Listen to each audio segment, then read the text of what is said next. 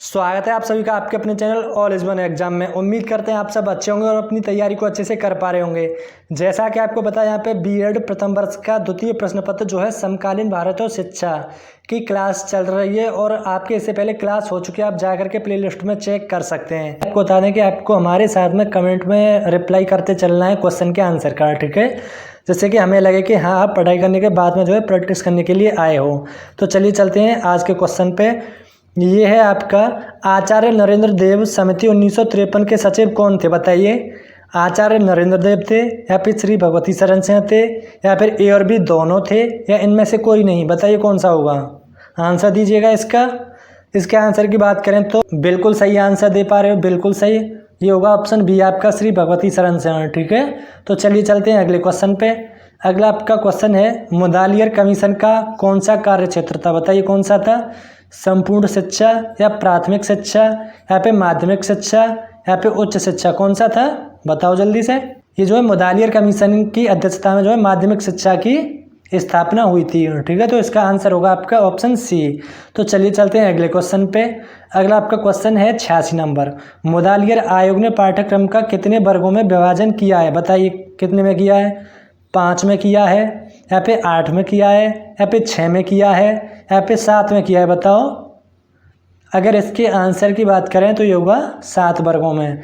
तो वो 7 वर्ग कौन कौन से हैं, ये आपके भाषा, सामाजिक विज्ञान, सामान्य विज्ञान, गणित, कला व संगीत, शिल्प और शारीरिक शिक्षा।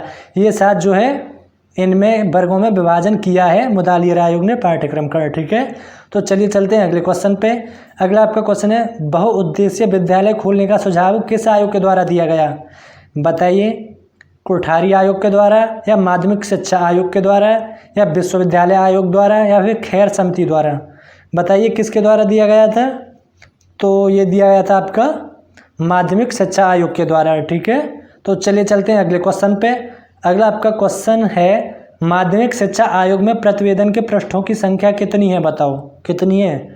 279 है, या फिर 244 है, या फिर 268 है, या फिर 270 है। बताइए आपका जो इसमें सही उत्तर होगा कौन सा होगा। ये हो जाएगा आपका 244। अगर इसमें अध्यायों की बात करें तो अध्याय कितने हैं, इसमें 15 आपके अध्याय दिए गए हैं और 244 पृष्ठ जो है इसमें दिए हैं, ठीक है। चलते हैं अगले क्वेश्चन पे। अगला आपका क्वेश्चन है माध्यमिक शिक्षा आयोग ने माध्यमिक शिक्षा का क्या कार्यकाल बताया, बताइए। 9 वर्ष बताया, या फिर 10 बताया, या 11 वर्ष बताया, या फिर 12 वर्ष बताया। बताइए कौन सा जो है इसमें आपका सही उत्तर हो जाएगा। ये बताया आपका 11 वर्ष। यानी कि आप जो है माध्यमिक शिक्षा की जो अवधि होती है 7 वर्ष होती है वैसे, लेकिन 11 वर्ष से लेकर 17 वर्ष तक की अवधि होती है, ऐसा इसमें बताया गया है, ठीक है। तो वही इसमें पूछा गया है। तो चलिए चलते हैं अगले क्वेश्चन पे। अगला आपका क्वेश्चन है कोठारी कमीशन में कार्यकारी दलों की कितनी संख्या है, बताइए। 10, या फिर 12, या फिर 7, या फिर 9। बताओ क्या हो जाएगा इसका आंसर। इसका हो जाएगा 12। आप सभी इसका जो है आंसर बताइए। कुछ तो आप में से सो भी गए हो, ठीक है, झपकी ले रहे हो नींद की। तो अपनी नींद को जो है खो लीजिए, पानी पी लीजिए, अपने मुंह को धो के क्वेश्चन का आंसर जो है दीजिएगा, ठीक है। आइए अगले क्वेश्चन पे। अगला आपका क्वेश्चन है 91 नंबर। यह है कोठारी कमीशन की रिपोर्ट का क्या नाम है, बताइए क्या नाम है। शिक्षा और राष्ट्र विवरण, या फिर शिक्षा आयोग रिपोर्ट, या फिर कोठारी कमीशन रिपोर्ट, या फिर भारतीय शिक्षा रिपोर्ट। बताइए कोठारी कमीशन की जो रिपोर्ट सौंपी गई थी उसका क्या नाम है, बताइए। तो वो है आपका शिक्षा और राष्ट्र विवरण। इसमें जो है दूसरा नाम भी आपका दे सकते हैं, शिक्षा एवं राष्ट्र प्रगति के नाम से, ठीक है। तो आपको कंफ्यूज नहीं होना है। और एक और बात बता दें, कोठारी कमीशन के बारे में टेलीग्राम चैनल पे काफ़ी मटेरियल जो है हमने अवेलेबल करा दिया। अगर आपने ज्वाइन नहीं किया है चैनल को तो ज्वाइन कर लीजिए। इसका नाम है आपका all is one exam YAS, ठीक है। तो आइए चलते हैं अगले क्वेश्चन पे। अगला आपका क्वेश्चन है कोठारी कमीशन ने शिक्षा पर बजट का कितने प्रतिशत व्यय करने को कहा, बताइए। 5%, या फिर 6%, या फिर 7, या फिर 9। जिसने भी बुक देखी है या फिर मॉडल पेपर देखा है उनको पता होगा इसका आंसर। बताइए क्या है। और हमने भी टेलीग्राम चैनल पर जो अवेलेबल कराया उसमें भी ये सब क्वेश्चंस दिए गए हैं। बताइए क्या है। तो ये हो जाएगा इसमें 6%। आइए चलते हैं अगले क्वेश्चन पे। अगला आपका क्वेश्चन है स्टैट्यूटरी काउंसिल ऑफ एजुकेशन की सिफारिश किस आयोग के द्वारा की गई बताइए? कोठारी आयोग के द्वारा, या फिर मुदालियर आयोग के द्वारा, या फिर सैडलर आयोग के द्वारा, या फिर राधाकृष्ण आयोग के द्वारा? बताइए आपका इसमें जो सही उत्तर होगा कौन सा हो जाएगा? बताइए, दीजिए जल्दी से। इसमें हो जाएगा आपका कोठारी आयोग। अच्छा ये बताइए, आज आपको क्लास कैसी लग रही है? क्योंकि आपने बोला था कि जल्दी जल्दी क्वेश्चंस कराया करो, क्योंकि ये बात आप भी जानते हो कि जब आपको थ्योरी कराते हैं तो ज़्यादा क्वेश्चन नहीं हो पाते हैं, है ना? तो आप बताना कमेंट बॉक्स में आज की क्लास आपको कैसी लग रही है, कि साथ में थ्योरी भी कराई जाए या फिर ऐसे ही चला जाए। तो अगला क्वेश्चन है आपका, शिक्षा प्राप्ति में परिष्कृत शिक्षण पद्धतियों के प्रसारण के प्रभावकारी उपकरण आवश्यक हैं, यह कथन किसका है? बताइए ये किसका कथन है? अगर बात करें परिष्कृत, इसका शब्द का मतलब होता है शुद्ध, साफ, यही जो है इसके मतलब होते हैं। तो बताइए जो इसमें आपका राइट आंसर होगा कौन सा होगा? ये कथन किसका है? विश्वविद्यालय आयोग का है, या फिर मुदालियर आयोग का है, या फिर कोठारी आयोग का है, या फिर इनमें से किसी का नहीं है? बताओ इसमें आपका जो सही उत्तर कौन सा हो जाएगा? ये हो जाएगा आपका कोठारी आयोग। जो है इसी ने बोला था कि शिक्षा प्राप्ति में परिष्कृत मतलब कि साफ, मतलब इस तरह का शब्द इसमें यूज कर सकते हो, साफ शिक्षण पद्धतियों के प्रसारण के प्रभावकारी उपकरण आवश्यक हैं। तो ये कथन कोठारी आयोग ने बोला है। आइए चलते हैं अगले क्वेश्चन पे। अगला आपका क्वेश्चन है, स्तरीकरण से तात्पर्य समाज के विभाजन से है।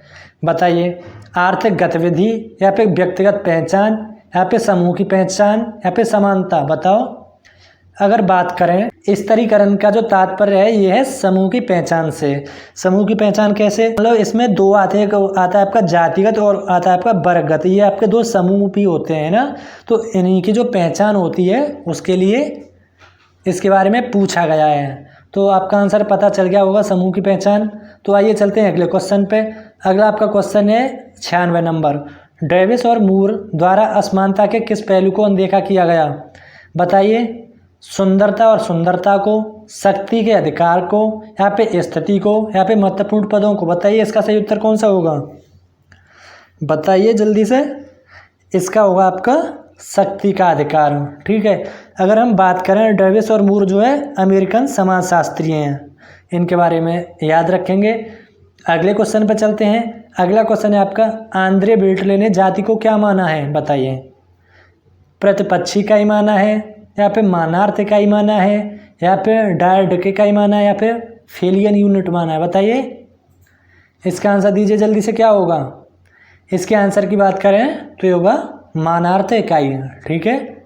आइए चलते हैं अगले क्वेश्चन पे।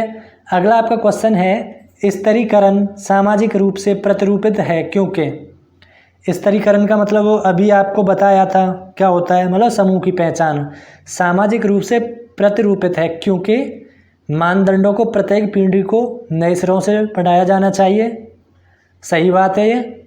मानदंडों प्रतिबंध सामाजिक व्यवस्था को बनाए रखते हैं। बिल्कुल सही बात है ये, क्योंकि जब तक मानदंडों प्रतिबंध नहीं होंगे हमारे समाज में तो व्यवस्था कैसे बनेगी? नहीं बन पाएगी ना। और तीसरा आपका, राजनीतिक, धार्मिक, आर्थिक और शैक्षणिक संस्थान प्रभावित होते हैं। बिल्कुल होते हैं। तो आपका इसमें जो सही उत्तर होगा कौन सा हो जाएगा? ये हो जाएगा उपयुक्त सभी। तो आइए चलते हैं अगले क्वेश्चन पे। अगला आपका क्वेश्चन है, बोल्टोमोर के अनुसार सामाजिक स्तरीकरण के कितने आधार बताए हैं? बताइए कितने आधार बताए हैं? 3 बताए हैं, या फिर 4 बताए हैं, या फिर आपके 5 बताए हैं, या फिर 6 बताए हैं? बताइए कितने बताए हैं? आंसर दीजिए इसका। इसका जो सही उत्तर होगा ये होगा 4। और ये 4 कौन कौन से हैं? दास प्रथा, जागीरें, जाति और सामाजिक, ये 4 जो है आधार बताए हैं। ठीक है। आइए चलते हैं अगले क्वेश्चन पे। अगला आपका क्वेश्चन है, सामाजिक स्तरीकरण के कितने प्रकार हैं? बताओ। अगर हम बात करें सामाजिक स्तरीकरण के जो प्रकार हैं, ये हैं हमारे 2 प्रकार। ठीक है। ये आपका ऑप्शन ए इसमें सही हो जाएगा। तो चलिए चलते हैं अगले क्वेश्चन पे। अगला आपका क्वेश्चन है, प्रकार्यवादी सिद्धांत के प्रतिपादक कौन हैं? बताओ कौन है? डेविस एवं मूर, कार्ल मार्क्स, या फिर मैक्स वेबर, या फिर फ्रैंक पार्किन? बताइए कौन सा इसमें सही है आपका? आंसर दीजिए। ये हो जाएगा डेविस एवं मूर, जो है प्रकार्यवादी सिद्धांत के प्रतिपादक हैं। आइए चलते हैं अगले क्वेश्चन पे। अगला आपका क्वेश्चन रहने वाला है, यह स्तरीकरण प्रणाली अधिक खुली है, बताइए कौन सी है? समुदाय, यहाँ पे गुलामी, यहाँ पे क्लास, यहाँ पे जाति, बताओ। जो इसमें खुली है ये आपकी क्लास, क्योंकि जाति तो अधिक बंद होती है, बहुत ज़्यादा बंद जो है जाति ही होती है, और बाकी सब भी बंद हैं, लेकिन सब जो खुली हुई है ये है क्लास। क्लास यानी जो वर्ग जिसे बोला जाता है ना। आइए चलते हैं अगले क्वेश्चन पे। अगला आपका क्वेश्चन है, कौन से प्रकार की स्तरीकरण प्रणाली जो अधिक बंद है, कौन सी है? बताइए, अभी बताया आपको। गुलामी है, समुदाय है, क्लास है या जाति है? तो यह है जाति। बंद और खुली आपको पहले बताया था ये क्या होता है। बंद का मतलब होता है कि जैसे आप किसी भी जाति से हो, अगर आप किसी दूसरी जाति में जाना चाहो तो नहीं जा सकते हो। हमारे समाज में ऐसी जो है व्यवस्था है, तो इसी को बोला जाता है बंद, है ना। तो आइए चलते हैं अगले क्वेश्चन पे। अगला आपका क्वेश्चन है, जाति एक बंद वर्ग है, यह कथन किसका है? अगर आपने हमारी क्लासेस पहले अच्छे से देखी हैं तो उसमें बताया था हमने, ठीक है, तब तक ये क्वेश्चन भी नहीं आया था। तो बताइए, जाति एक बंद वर्ग है, किसने बोला है? आपको बताया था ना, मजूमदार बताया था, M.N. मजूमदार जो बताया था। तो इसमें जो आपका राइट आंसर होगा ये हो जाएगा मजूमदार और मदान का, ठीक है, ये इनका कथन है। आइए चलते हैं अगले क्वेश्चन पे। अगला क्वेश्चन है आपका, स्तरीकरण किस प्रकार की प्रक्रिया है, बताइए। स्तरीकरण किस प्रकार की प्रक्रिया है? सरल है, यहाँ पे नीरस है, यहाँ पे जटिल है, यहाँ पे विराट, बताइए कौन सा इसमें आपका सही हो जाएगा? ये हो जाएगा जटिल प्रक्रिया, ठीक है। स्तरीकरण का आपको मतलब बार बार बताया जा रहा है, जैसे कि समूह की पहचान करना जातिगत तौर पे और वर्गगत तौर पे, ठीक है। आइए अगले क्वेश्चन पे। अगला आपका क्वेश्चन है 106 नंबर, ये है, निम्न में से सामाजिक स्तरीकरण की कौन सी विशेषता नहीं है, बताओ। सार्वभौमिक प्रकृति, यहाँ पे सामाजिक मूल्यों से अप्रभावित, यहाँ पे सामाजिक प्रक्रिया, यहाँ पे विभिन्न स्वरूप, बताइए कौन सी नहीं है? इसमें जो आपका राइट आंसर होगा ये हो जाएगा सामाजिक मूल्यों से अप्रभावित, ठीक है। आइए अगले क्वेश्चन पे। अगला आपका क्वेश्चन है 107, निम्न में सामाजिक स्तरीकरण का सामाजिक सांस्कृतिक आधार कौन सा नहीं है, बताओ।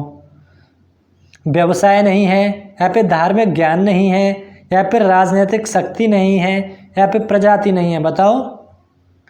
तो इसमें होगा प्रजाति। प्रजाति जो है हमारे समाज स्तरीकरण का सामाजिक सांस्कृतिक आधार नहीं है।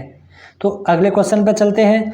अगला आपका क्वेश्चन रहने वाला है, निम्न में से स्तरीकरण की कौन सी विशेषता नहीं है, बताओ कौन सी नहीं है।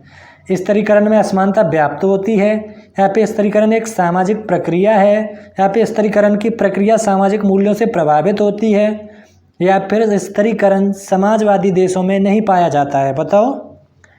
इसमें आपका डी जो है सही हो जाएगा, स्तरीकरण समाजवादी देशों में नहीं पाया जाता है, ठीक है। तो आज के लिए आपके इतने ही क्वेश्चन रखते हैं। आपको आज हमारी क्लास कैसी लगी, क्योंकि आप कह रहे थे कि सर जल्दी जल्दी कराना है, तो आज हमने जल्दी कराया है। और अगर आपका क्लास को लेकर के कोई भी सुझाव है तो आप हमें कमेंट बॉक्स में ज़रूर दें, जिससे कि हम आगे सुधार कर सकें। तो अपनी तैयारी को अच्छे से करते रहिए। आगे मिलते हैं एक नई क्लास के साथ, नए टॉपिक के साथ। तब तक के लिए bye bye, thank you so much.